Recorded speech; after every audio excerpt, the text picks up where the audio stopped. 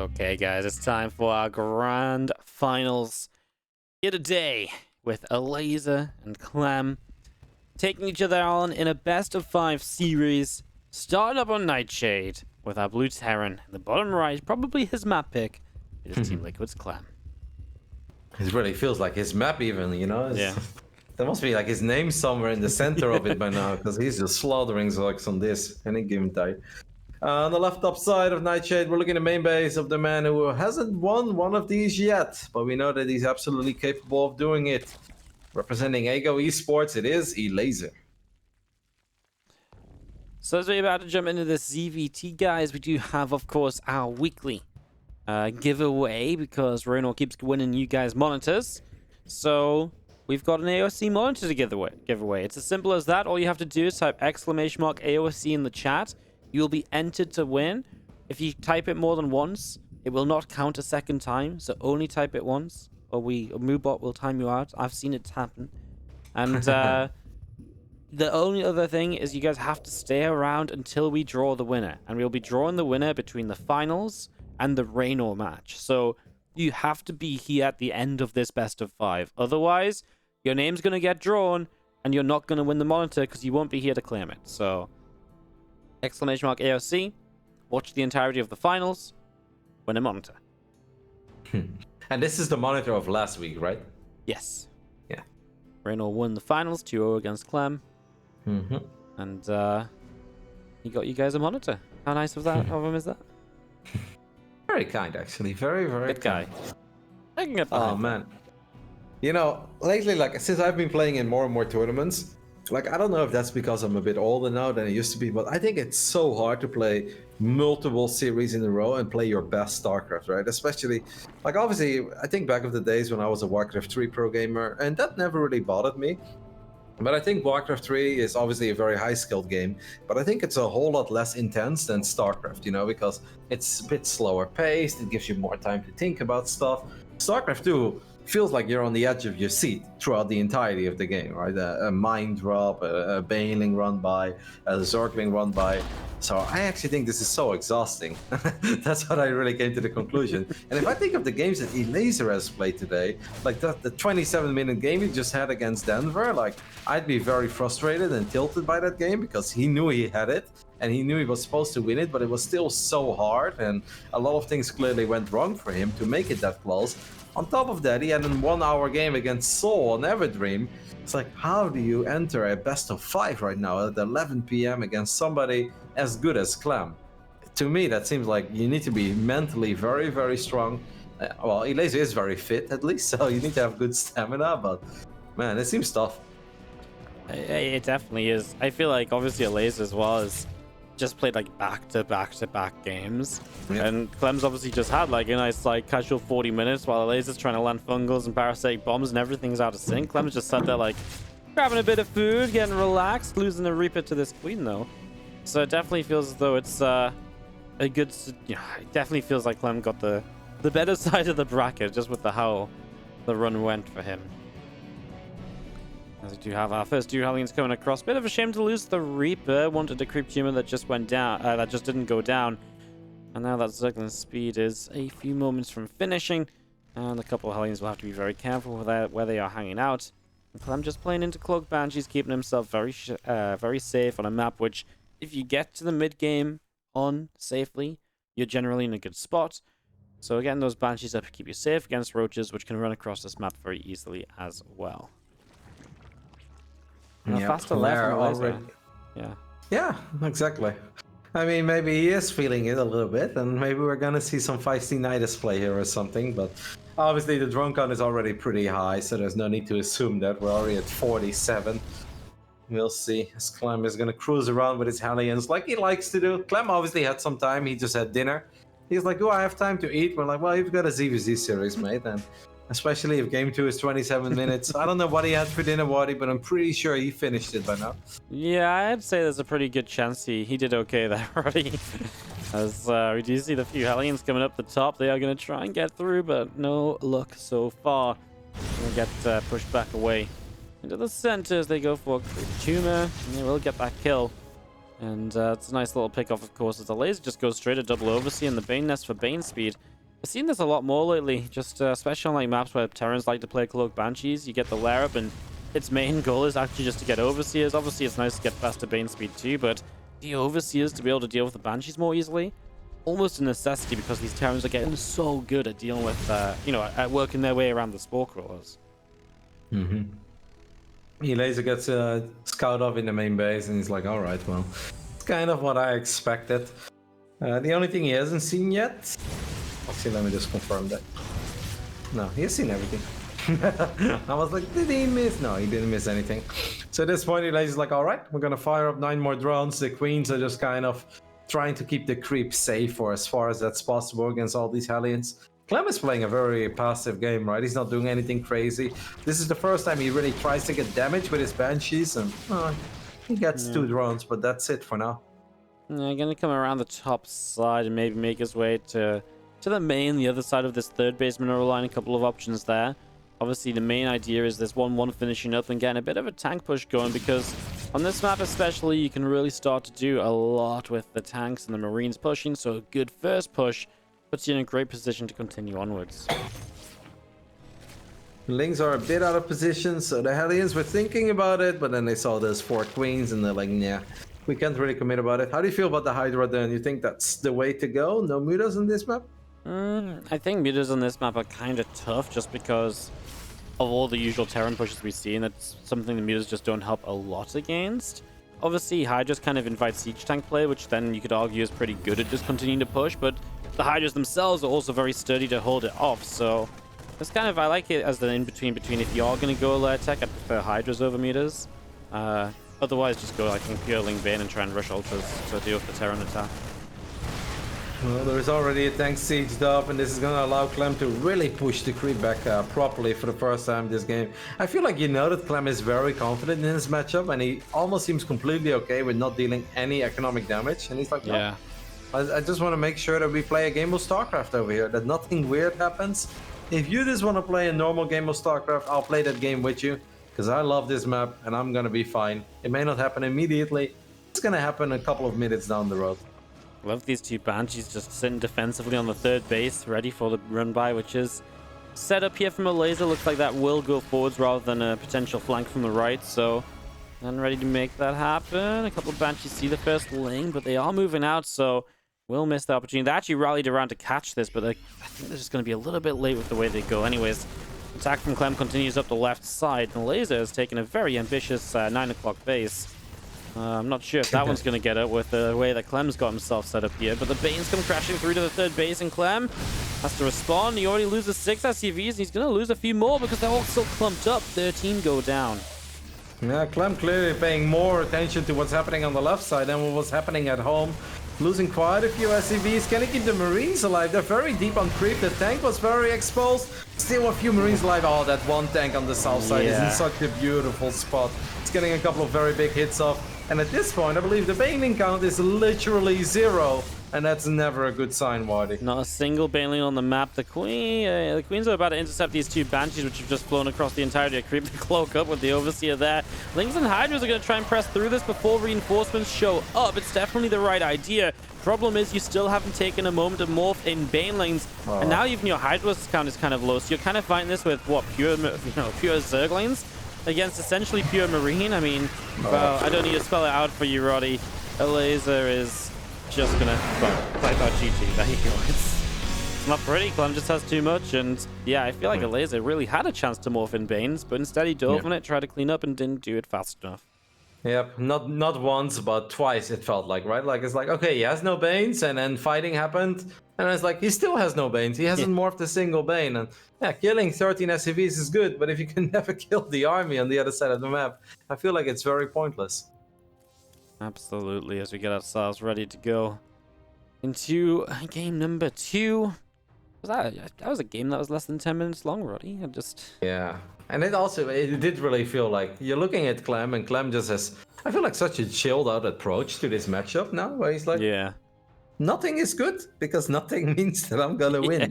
That's kind of what it feels like. How Clem is reading this matchup right now. Now, obviously, if he would maybe play Reynor or in a big match, or he plays Sero again when Sero, it's not 2 a.m. for Sero, or let's say one of the Korean top Zergs, maybe it's a little different. But it feels like against every other Zerg, Clem is just like, no, normal, straightforward, nothing crazy is always good because I'll win those games. And the kid is just full of confidence. And he does. That's the crazy thing, though, as well. It's like he just does win those games. Like, I mean, it's kind of a nice position to be in, right?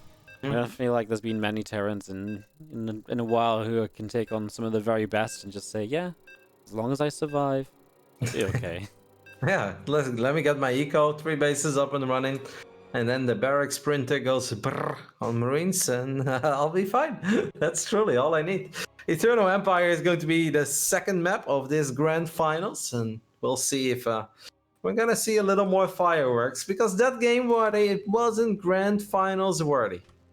It was not, because boy in the bottom left looking to win his 4th Xel'Naga Finest event out of 5 that we've had.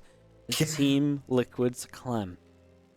We've had a lot of online tournament series over the years, and those are definitely results you refer to every now and then, or you'll bring up an encounter. Let's say Katowice 2021, and let's say a circuit event. It's like, yeah, Clem and Elazer actually played against each other in this event. Yeah. But if Clem actually ends up winning 4 out of 5 Xel'Naga Finest, something we're gonna be talking about for a long time, because that's just insane. That's honestly so consistent, so impressive. Like, how do you do that? I mean, you can argue it's like the biggest online tournament as well, right? Like 500 euros each week.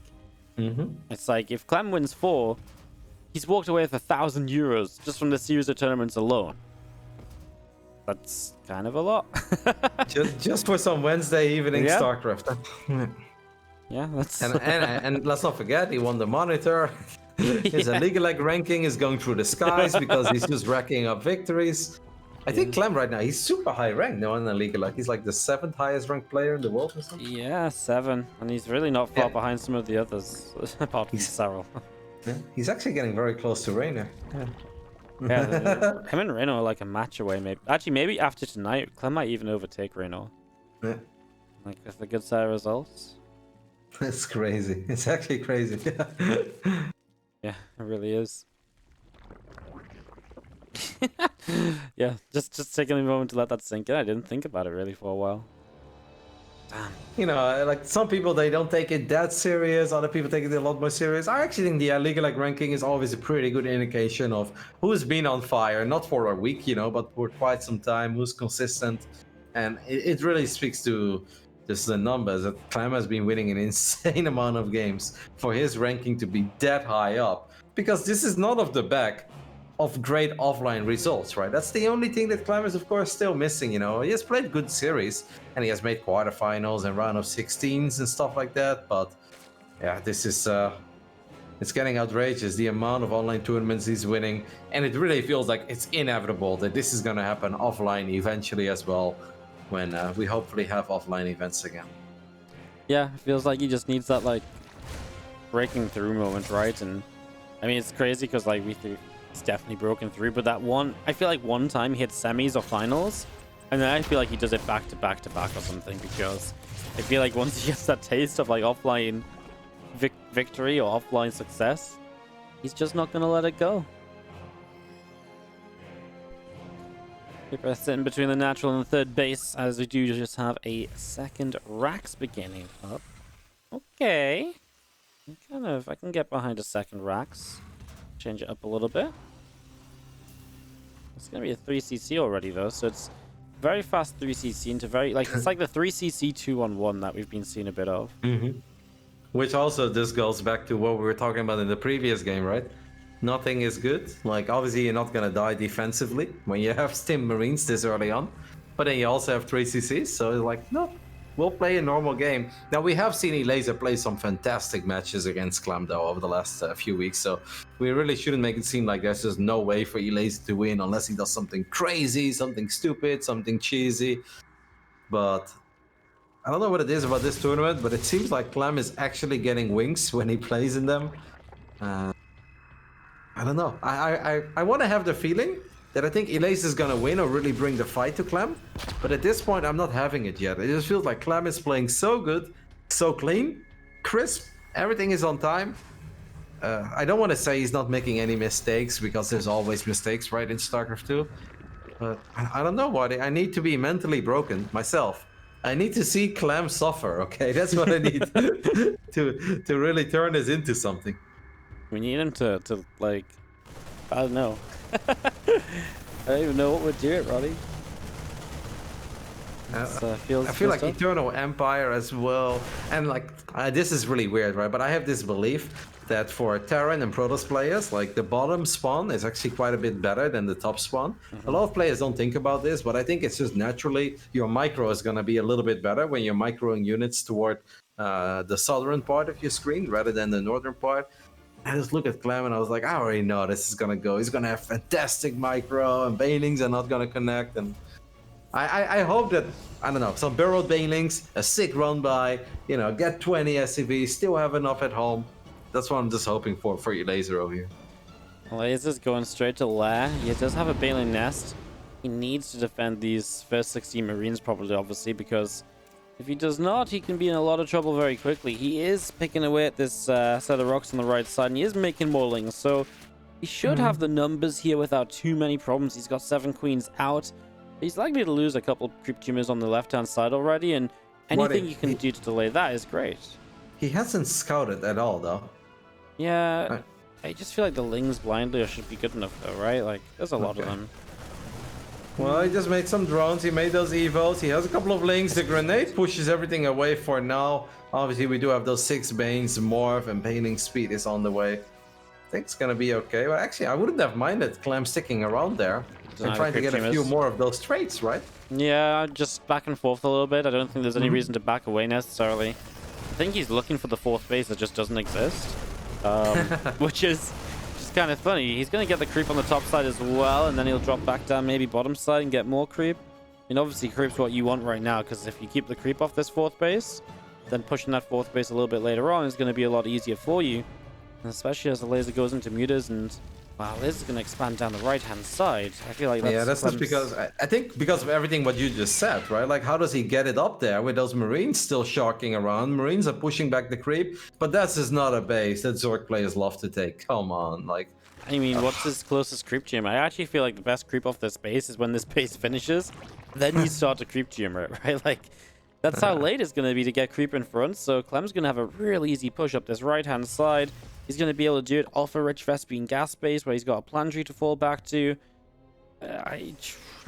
Just doesn't feel... I mean, if Elazer's already forced to take that base, it feels like he's already admitting a bit of a defeat here. Oh no, and he's supply blocked. This is a big one. Actually, no, the Overlord's just finished up. He's sorry. Supply blocked again, though. Yeah, exactly, because it was a big one, because he had a lot of money in the bank. I think it all comes down to this flank, Wardi. There are Zerglings and Banelings coming in from the south side, and Clem is not aware of that, so this is Elazer's play. Can he trap the Marines? The answer is sort of yes. There is a tank to fall back on, though. Good move there by Elazer. That was a beautiful flank. Yeah, he absolutely needed it, but it's not over yet. These Marines are going to stand and fight, and Mutalisks are going down. Okay, extra lings showing up. Medivacs, do they have a boost? They do.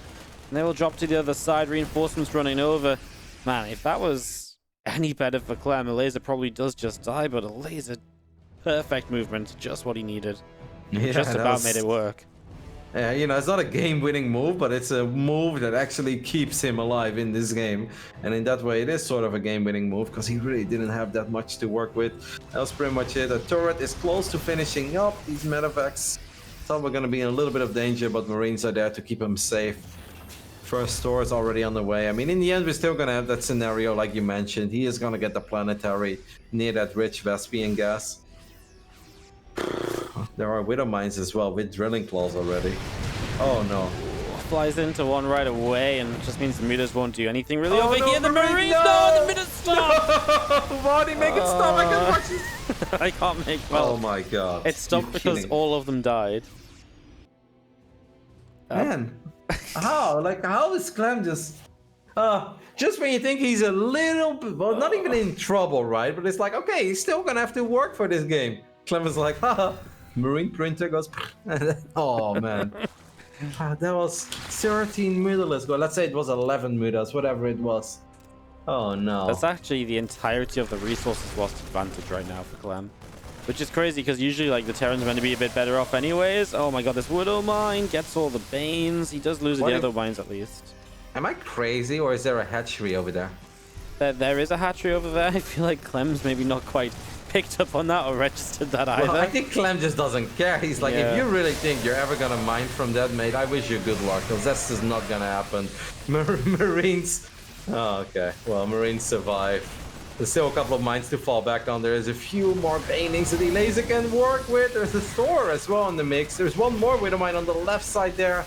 Marines are gonna get dropped in choke points. All the banelings get sniped. Of course the banelings get sniped. There were still 8 Marines in the medevac as well. That's what I was about to say. He's done all that and he still could have had 8 more Marines to help out. Oh. Well. It's in a pretty final so far, Roddy. No. I mean, last week, the first game, I think, between Clem and MaNa was really cool, right? Because MaNa was behind, but he really brought the fight to Clem. And he really made him work for it. And obviously, the other games were not that great. I mean, this is something that I struggle with casting because, yeah, Elazer still has an army. And sure, if banelings only connect with 25 Marines, but we've seen it time and time again. It just doesn't happen. Clem is so freaking good in these fights. The Mutas are forced to stay in the back of the army. A few more banelings roll forward. Is this the fight? The answer is no, because there's still 5-6 Marines, and that's enough. Actually, that is enough. Yeah, reinforcements coming. You know it's bad for the Zerg when they don't have a round of banelings morphing already, as that would have mind maybe helped the laser a little bit. Yeah, absolutely. Okay. Well, when that's the mine that's gonna push it back, and sort of. I mean, Elazer does have an insane drone count, by the way. He's at 93. That was good. In the end, I really did not think he was gonna survive that. But he sort of did. I really hate it when people have a rich Vespian gas and they don't take it. Elazer not only realized, like, okay, I do need to take that because I need all the banelings I can get my hand on. Hey, he does have Hive, Wardi. Like, looking at the bright side, there is Hive tech right now for Elazer. Yeah, maybe Clem stuck around there when he should have pulled back because his Marines were half health, right? So there wasn't really any banelings left, but because his Marines are so low, he can jump on them. I just realized, I'm sorry. 2-2 never started for Elazer. Oh my god. He's gonna be 4 upgrades behind in like a minute from now. I was already wondering, like, how does he have so many units, you know? Like, I feel like this has been a disastrous game. Yeah. I guess if you save out on those upgrades, that's really cool and all, temporarily, but that's a band-aid solution if I've ever seen one. Because that's obviously eventually gonna come back to haunt you. Yeah. Band-aid solution, I like it. Do you see the, I mean, Elazer just gives up the right side, which I completely agree with. Now you've got the left side at least up. It's definitely easier to defend there. You've got more creep in front of those bases. You know, Clem doesn't have a natural push up there from his own bases, so it gives you counterattack potential on the bottom side. But now look at the supply block. 168 over 166. Overlord's halfway done. 2-2 starts as +3 weapons is about to finish. Yeah, good luck with that. Good luck with that. Now you're truly gonna need the magic of the baneling. Otherwise, this is never gonna end well. There is a lot of creep there right now, at least on the left side. A couple of banelings gonna roll forward. Clem obviously scans, Clem sees it. And banelings don't really get the sickest connection. Sure, they get a couple of bio units, but that's not gonna be enough, Wardi. Elazer needs a whole lot more. The Mutas are actually just sticking around on the other side of the map, so they are killing a lot. But will Elazer be able to clean up this army of Clem? It's looking very difficult because those Thors are tanking a lot of the damage as well. The Marines are just sitting behind and dealing so much damage. +3 against +1. It's just ridiculous. These Banes are rolling into a meat grinder and it's just not pretty. I mean, the Mutas, like you said, are sticking around the other side. And they've done okay, but their count is also down to like 5 or 6. So they're not going to do much more. I mean, Clem just lost 20 SCVs. He's still on 78. Yeah. Yeah, he was already at 80 before, and I was like, alright, Elazer's rich, but Clem is also at 80 SCVs and I don't know how many orbitals. I was like, okay, that's pretty damn good. I mean, the resources lost, that kind of says it all, right? 21k against 14k. The trades have just been phenomenal for Clem. He's maxed out again, and now we're gonna enjoy a good old 4 upgrade advantage for the bio player against Muta Lingbane. Wardi, take it away. It's all yours, my friend. Well, the Lings and Banes are going to come running into Marauders. The Marines in the back splitting back, and he does, okay, have to pull a Thor back and maybe wait for some reinforcements. I think he's got a huge wave of reinforcements just waiting to come across the map as this Thor juggles. It stays alive. One more shot. It finally goes down, but the Marines are here. And it brings me back to the point I made before. If the Banes aren't already morphing when the Terrans making their reinforcing push, you're generally in trouble. The Creepers obviously push back in this position. At least these Ultras are going to get 2-2, because otherwise you're going to really want an Ultras buff if you're watching this game and not looking at the upgrades. As the Liberators are going to fight the Mutalisks too, and even that's going horribly for Elazer, even with only 2 or 3 Liberators. Yep, Elazer's doing whatever he can, and he did buy enough time finally for those 2 upgrades to finish up. It's still just really bad. The Liberator's gonna siege up. Widowmine's in range right now of a mineral line. A couple drones go down. That Ultra's gonna soak up a shot. That's kind of cool. The Baneling's gonna try to connect with the Marines. Can they get it? They sort of do, actually. Yeah, the Ultra gets saved by the Queen transfusions. The Ultra will stay alive. Clem saves what he can. He's gonna get pushed back. Is he? Yeah. I mean, it feels like the most unfair fight ever, but he's like, no, impossible is nothing. I can do this. And we're like, oh, like, I don't know if you can, but I love the effort that Elazer is putting in here. It feels like an unfair fight at this point. Yeah, it really is. That's the thing, right? It's like, it's hard to get excited for Elazer because it's like he pushes something back and you're like, but he's still down 30 supply. Yep. It's like, and upgrades. And drones, like, everything is just not in his favor. At least he's getting Corruptors to fight off the Liberators. I mean, there's some positives here, but again, Clem's just playing a beautiful game. 9,000 resource loss difference in his favor. So much. Yeah, it's expensive. Like at top level games and competitive games, 9k resources is just insane. And it's not like Elazer has been on 102 drones and the Terran has been on 55 workers, right? Well, like, no, Clem's economy has actually been outrageous too. Maybe the main reason why this game is not over yet is because Clem is sitting on 85 SCVs and his army is not as big as it could be. Yeah, as these little skirmishes continue, I was going to say maybe like that resource loss is okay if you're also running Banes into mineral lines and killing planetaries all game long. But that's not been happening. There's been very minimal economy denial from the Terran, and when it did happen, it cost him like all the Mutalisks again, so... Yeah, that was sad. That was super sad because obviously like that's a completely different game, right? If Elazer doesn't lose those 10 mutas there for absolutely nothing, then you know there's so much more that you can do with them. He could have transitioned quicker. He probably would have been much quicker on his upgrades. So it would have been a completely different game. But that's a mistake that it's almost impossible to recover from unless you are way better than your opponent. But yeah, Elazer is incredibly good, but so is Clem. Indeed, maxed out Clem. Pushing forwards, Liberator's sieging up. Ultra's getting pushed back, and our Bioforce still coming forwards here. This Ultra's out into the mineral line, the Queen's pulling back as well, and it just feels like every single time Clem is pushing in, Elazer's almost running away for as long as he can until he just gets the final couple units to try and help fight it.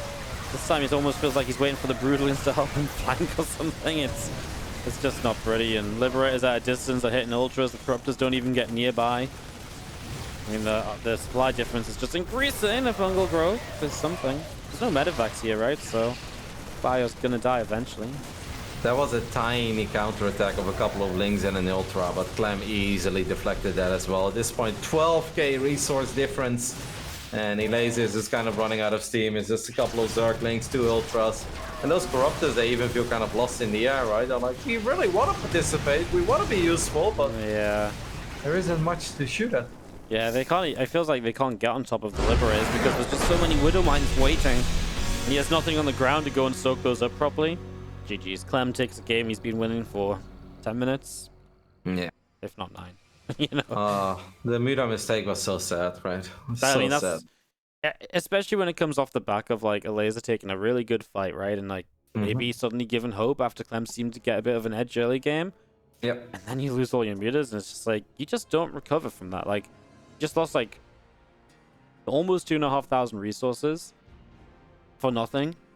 I don't think they killed a Marine. Like, oh yeah, maybe one by accident. But... yeah, Just not pretty at all. We're going to Golden Wall for game number 3, and Clem is, well, he's telling Elazer that this is his tournament and maybe he shouldn't enter it next time. Like, this kid is insane. Like, I don't know how Clem is just... Like, shouldn't he also have bad games at least? You know, like, it's like what we used to say about Cyril, right? It's like, surely sometimes he has a bad day. And he just kept showing up and playing amazingly. Yeah, and I think like the more I saw of Cyril, I was like, you know, there were bad days. It's just that on his bad days, he was still the best, you know? And he probably still is. I mean, it's kind of hard. Like, I'm a massive Cyril fanboy, and I will never count Jonah out. But it's a little bit hard right now to just go on these rants about how he's still by far and away the best if you just don't see him play that often, right?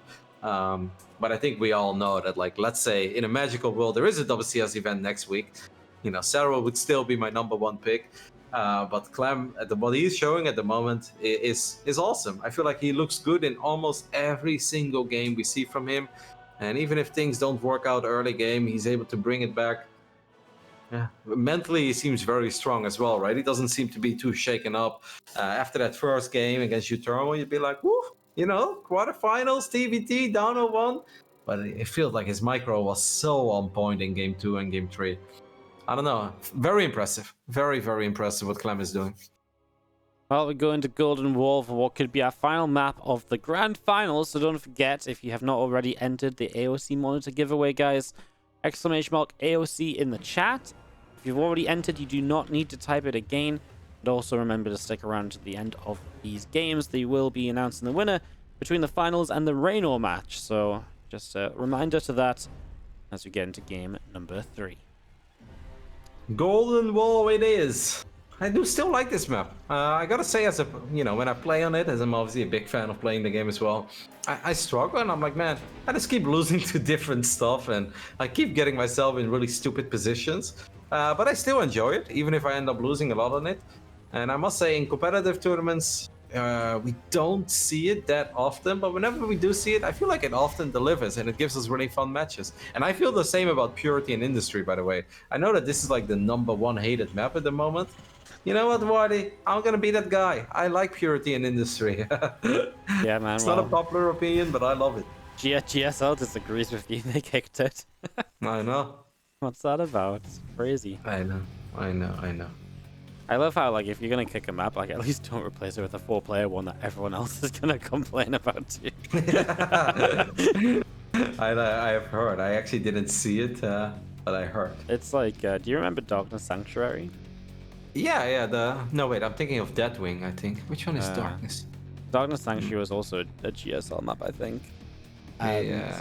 It's basically Darkness Sanctuary revamped. It's okay. It's not. And is it terrible. like forced cross spawn or is it random? No, I think it's random because that's what they always have in GSL when they do 4 players. Because I remember GSL semifinals last year on the GSL map, Hurricane 12 pool Dark and found him right away and then messed up the 12 pool.